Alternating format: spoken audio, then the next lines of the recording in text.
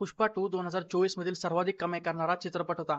पण आज मी असा एक ट्रेलर पाहिला आहे जो कदाचित पुष्पा 2 सोबत आला असता तर पुष्पराजला 1000 कोटी कमावणे पण अवघड झाले असते. छावा नाव तर ऐकलंच असेल. नसेल ऐकलं तर ऐकायची तयारी ठेवा. विकी कौशलच्या करिअरची सर्वात दमदार फिल्म जी हिंदी सिनेसृष्टीला पुन्हा जिवंत करणार आहे.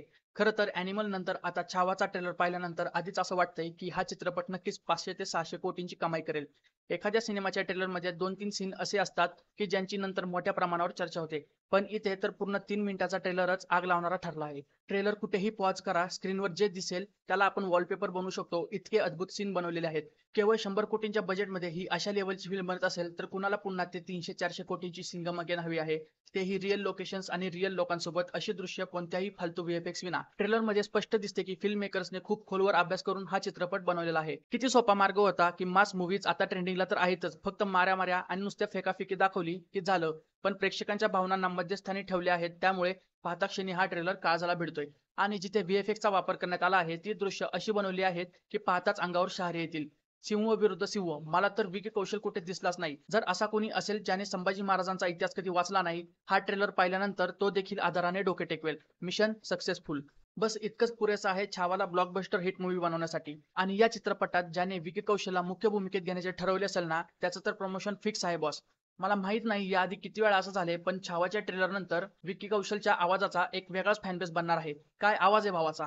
एकतर डायलॉग्स एवढे खतरनाक लिहिलेत, त्यात विकी कौशलने ज्या पद्धतीने आणि ज्या ऊर्जेने डायलॉग्स बोललेत ना, ते तुम्हाला थिएटरमध्ये जाण्यास नक्की भाग पाडतील. 3 मिनिटात प्रत्येक सीनमध्ये वेगवेगळा अवतार, प्रत्येक सीन पहिल्यापेक्षा विलक्षण. एकाच कलाकाराची इतकी रूपं पहिल्यांदाच कोणत्या तरी चित्रपटात पाहायला मिळतील. पूर्ण ट्रेलरमध्ये विकी कौशलच्या रूपात साक्षात छत्रपती संभाजी महाराजांचे दर्शन होतेत की काय असं वाटतंय.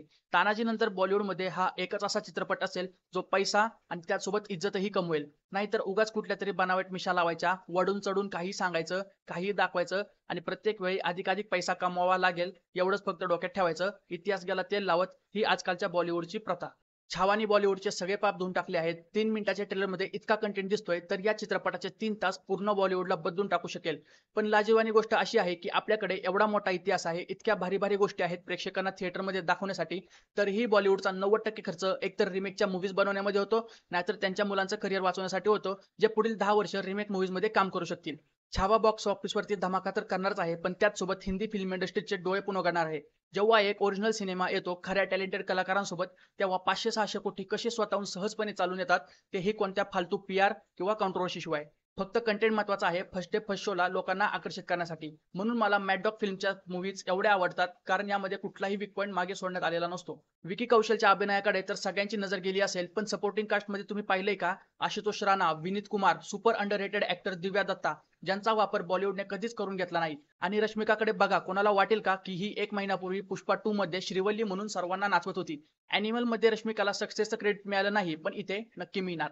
आणि खलनायक पण असा बनवलाय की लोक इग्नोरच करू शकत नाही. अक्षय खन्नाच्या लुकमुळे औरंगजेबाची पण चर्चा होणार. आधी असं कधीच झालं नाही की मराठा इतिहासाच्या मूव्हीमध्ये मुघल कॅरेक्टर कोणाच्या तरी लक्षात राहील असेल. लोक म्हणत होते की ऋतिक रोशन लास्ट स्टार आहे किंवा त्याच्या जास्तीत जास्त जवळ रणवीर कपूरच जाऊ शकेल. यानंतर हे वाक्य बोलताना पुन्हा एकदा विचार करा. बॉलिवूडमध्ये आता नवीन अभिनेता आलेला आहे ज्याचं टॅलेंट हे आभाळा एवढं मोठं आहे, ज्यामध्ये कितीतरी बॉलिवूडच्या ऍक्टर्सचं करिअर संपून जाईल. विकी कौशल नाव विसरू नका. आता कुठे जाऊन हिंदी सिनेसृष्टी एका सेफ हँडमध्ये आहे असं म्हणता येईल. आलतू फालतू रिमेक नाही, एकदम ओरिजिनल सिनेमा. प्रेक्षकांच्या लाजेने नाही तर अभिमानाने मान झुकतील. छत्रपती संभाजी महाराज की जय. आत्ताच 14 फेब्रुवारीचे काही आलतू फालतू प्लॅन्स असतील तर ते कॅन्सल करा, कारण बॉलिवूडच्या नव्या पर्वाची सुरुवात झालेली आहे. त्याचे साक्षीदारपणा. कुठपर्यंत जाईल छावाचा मीटर? 300, 500 की अबकी बार 1000 के पार? कमेंटमध्ये नक्की कळवा.